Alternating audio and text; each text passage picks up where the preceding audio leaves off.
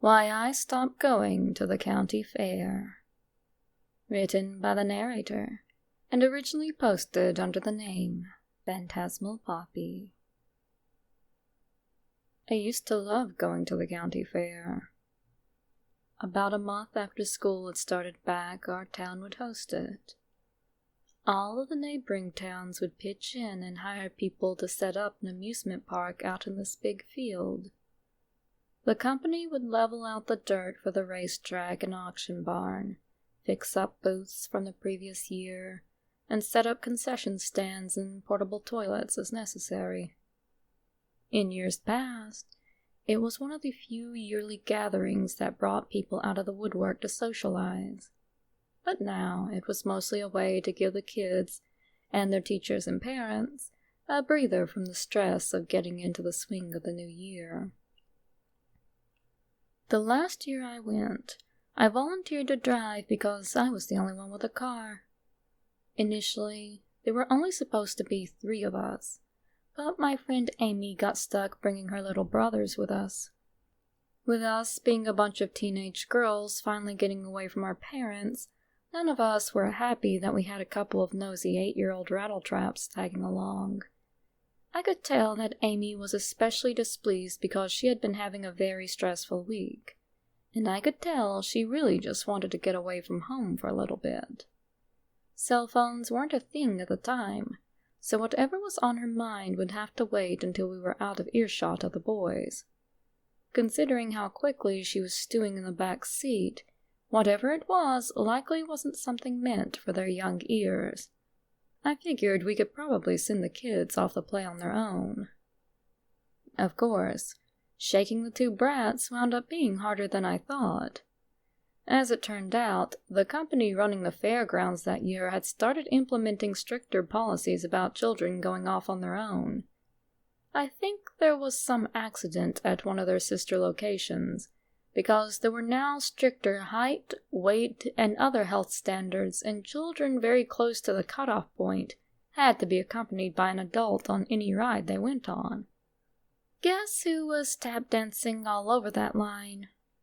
We tried to direct the boys to look at some of the booths or play some of the games first in order to give Amy time to open up, but they weren't very interested in the displays and didn't have a lot of money for the tokens, so that didn't work. Amy begrudgingly went with the boys on a few rides, but that seemed to hype them up more than satisfy them. Just when Amy looked like she was about to burst into tears from failing to get a moment to herself, her savior came in the form of one of our other friends, a girl named Jessie. Jessie was that one girl who always felt like she had something to prove to the world. If it was a dare, she'd do it. She had to be known for being the best in some way at something. If she couldn't be the fastest, she'd be the strongest. If she couldn't be the strongest, she'd be the most enduring. That girl turned everything into a challenge, but she put a positive spin on things in a way that her A-type personality didn't come across as too competitive and overbearing. So, right when Amy looked like she was about to explode from having a kid tug on each hand, Jessie stepped in and offered to watch the boys for a bit, including going on as many rides as they wanted. The boys were ecstatic. Heaving a sigh of relief, Amy gratefully turned guardianship of her brothers over to our friend, and they headed off to some swinging dragon boat ride. Finally, I was able to get Amy away from everything so she could spill the beans about what was going on. We snuck off and plopped down behind the auction barn, planting our backs against the weathered wooden slabs of the wall where it was cooler. The little reprieve from the chaos and the sticky humidity in the air opened the floodgates, and Amy just sobbed quietly into her hands for a while, unable to hold herself together any longer. When she had calmed down, I went to grab her a water so she wouldn't wind up with a headache from all that crying. As I did, I decided to check in with Jessie and make sure she was still in one piece. She was drenched in sweat and beet red from running about the muggy fairgrounds, and she was sort of holding her stomach a little, but otherwise seemed fine. The boys were having a blast and soon pulled her away to try some other rides. Satisfied we still had time, I quickly paid for a couple of waters and headed back to Amy. That's how the rest of the afternoon went. Amy vented to me about how tensions between her parents had been increasing at home, putting more and more of her brother's care onto her shoulders. Her classes were harder than ever, and she was scared of her grades dropping and getting into trouble at home. In addition, she had a boyfriend who had been pressuring her to be more physical with him, and while she wasn't entirely opposed to it, she knew her parents would lose their minds if they found out. After Amy had poured her heart out for about an hour, I realized we hadn't heard from the boys or Jessie, so I went to check on them while Amy caught her breath. It took about 5 minutes of walking around, but I finally spotted one of the boys sitting on a bench. "Where's your brother and Jessie?" I asked him. He finished sucking up the dregs of his lemonade and thumbed toward the ride behind him. Just then I spotted his brother bounding out of what looked to be a giant tuna can, with Jessie sort of shambling down behind him. The kid was beaming and started telling his brother about how the machine spun them around until the platforms they were strapped to on the walls would slide up to the ceiling and back as the ride tilted around. I looked over at Jessie, who was forcing a smile while she held her stomach. She wasn't nearly as red in the face anymore, and was starting to look pale. "Are you all right?" I asked her. She nodded shakily. Yeah, I'm good." Her breath hitched like she was going to hurl, but let out a shaky breath instead. "I'm fine." "You sure about that?" I said. She didn't look all right. Knowing Amy's brothers, they'd probably had her running on rides from the time we split up. I looked over at them, but they seemed fine. "Don't worry, I've been making sure they've kept hydrated and have been pacing themselves." I quirked my eyebrow at her. "But what about you?" She just weakly waved an arm at me and asked how Amy was. I told her she was starting to get to the heart of things, but it sounded like she hadn't had a breather in weeks. Frowning, Jessie nodded. "She told me a little at lunch yesterday. Amy's got a lot on her plate right now. She could use all the time to herself that she can get." I looked at her. Her words were slurring a bit, and she seemed to be getting paler by the second. I noticed her eyes seemed a little darker than usual. "Are you sure you're all right?" I asked her again. Jessie nodded just as the second boy got up and began gesturing to the ride. "Don't worry about me. I can rest in line."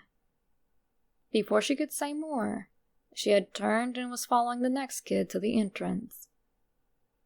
I noticed as I was leaving that, as late as it was, there wasn't much of a line left, so Jessie had righted herself the best she could and was headed back into the ride without a moment's reprieve. By the time I found Amy again, she had dozed off, so I didn't disturb her. Instead, I went around and grabbed us a few snacks for when she woke up. The stress had kept her in an almost insomniac state for nearly a week, so it wasn't any wonder why she had broken down during that evening. The crying must have drained her, because she managed to sit through me crunching through an entire bag of chips. I guess the excitement of the day had gotten to me, too, because it wasn't long before I found my own eyelids starting to droop. I awoke to my watch beeping. I had set an alarm that would have given us plenty of time to get home before my curfew, and the electronic noise was enough to stir me. I realized I had slumped over onto Amy's shoulder and sat up, rubbing my cheek where I was sure there was now a huge red spot. Amy started stirring a moment later. Yawning, she asked me what time it was. I told her and we got up, looking around at the much darker, much quieter fairgrounds. I wondered if Jessie had found us and just let us rest. Since we had been out for another hour and a half, surely the kids would have had their fill of rides by now.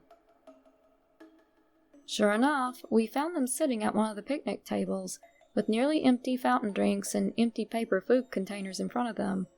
They looked tired and were a lot less energetic than when I had seen them last. "Hey guys," I said as we approached. "Where's Jesse?" One of the boys, who was still chewing on the remnants of a corn dog, pointed over to the table beside him. I walked over and saw Jessie stretched out on the bench, an arm pressed over her eyes and one hand gripping at the fabric of her shirt. Upon closer inspection, I saw her teeth were gritted tightly and she looked to be in a lot of pain. I glared at the boys. "Just how many rides did you take her on?" I didn't wait for a response as I crouched down next to her. "Jessie? You okay?" She barely shook her head, and I saw a shimmer of sweat gleam around the skin where her arm met her eyes. I caught a strong whiff of bile and knew she had definitely been sick. She must have really overdid it to buy us some time. Amy started to lecture the boys about wearing out her friend, and they actually seemed caught between concern and confusion. She'd barely made it out of the umpteenth ride of the flying tin can and practically threw herself at the trash can the moment she made it out. She did the same to 2 more unfortunate bins until she was able to make her way over to the picnic tables. After giving the boys enough money to get themselves something to eat and her a drink, she had disappeared into the bathroom long enough for them to almost finish eating, before finally coming out and sprawling across the nearest empty seat in agony. I got extreme motion sickness on rides when I was little, so I felt sorry for her. Still, we'd been to this fair for the past 3 years, and I'd never, ever seen her get so sick. Of course, since this was the last day of the fair, the lines had been a lot smaller, and Jessie never spent as long on the rides as she had that day, nor rode them back to back in such rapid succession. Getting her down to the car was a chore in itself.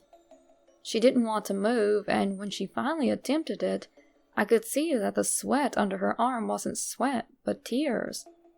It wasn't like her to cry from anything, so when I saw that, I started to get very worried. Her eyes looked strange, too, with one pupil opened fully and the other slightly less, but still very wide. She had to stop once along the way to hit the nearest trash can and practically flung herself into it. She brought up far more than what I thought someone could have in their system, and asked the boys if she'd eaten or drank anything. But she hadn't. She hadn't even touched the water she sent them for. In the end, Amy and I looped her arms over our shoulders and half-carried her to my car. All the while, she heaved as if she might throw up again, and, despite it being so hot and humid, she shivered as if it were the dead of winter. Amy pulled some tissues out of her purse to give to her, and Jessie practically fell into the car with the wadded papers pressed against her lips. I helped buckle her in as she panted heavily, trying to keep her stomach still, and we took off. The whole ride to Jessie's, the boys, who were sitting next to her, were leaning as far away as they could in case she got sick again. Eventually, we pulled into her driveway and got out. Her dad still wasn't home, so we had the Herculean task of getting her out of the car and into the house before we could leave. We laid her on the couch and put the kitchen garbage pail and a bottle of water nearby before we headed out. By the time all was said and done, I had everyone dropped off and made it back to the door of my parents' house before my curfew kicked in. After I got settled in that evening, I tried calling Jessie to check in on her, but there was no answer. I figured she had probably decided to sleep off the motion sickness, so I would just have to see her at school and got ready for bed. It was a few hours later when my mother shook me awake, hitting me with a barrage of questions that didn't make any sense. Jessie's dad was on the phone and was asking in a frantic voice if Jessie had eaten anything at the fair. She even asked me if she had been doing any drugs, which made me wonder if I was still asleep. Jessie? Do drugs? That girl may have made everything into a challenge, but she wasn't stupid.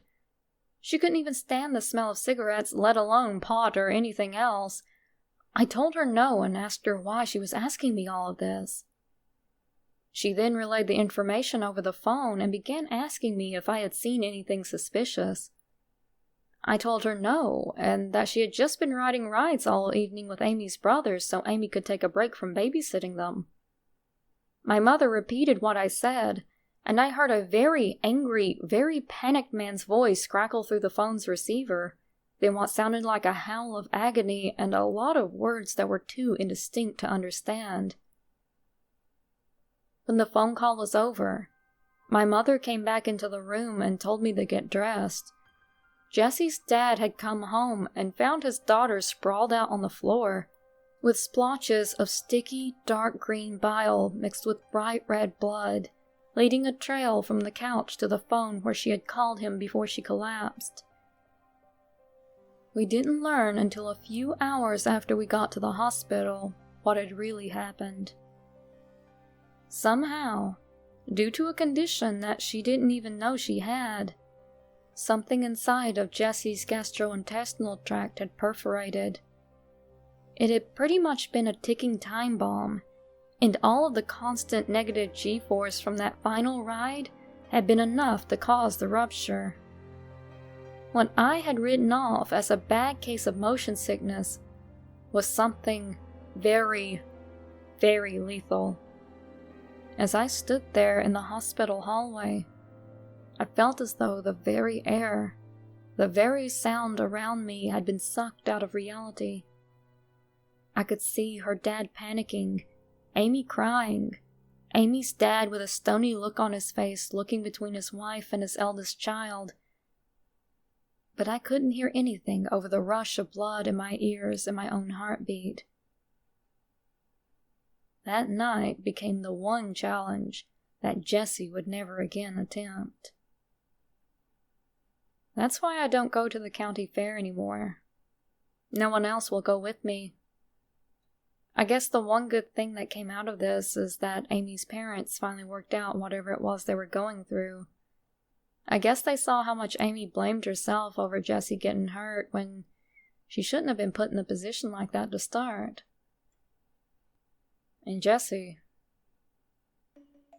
well, like the fighter she is, she turned getting better into a challenge too, but she's been turned off the idea of amusement parks for a long time to come. I suppose the health restrictions they post on those rides make sense to me now, even though I know I won't be going back to need them anytime soon.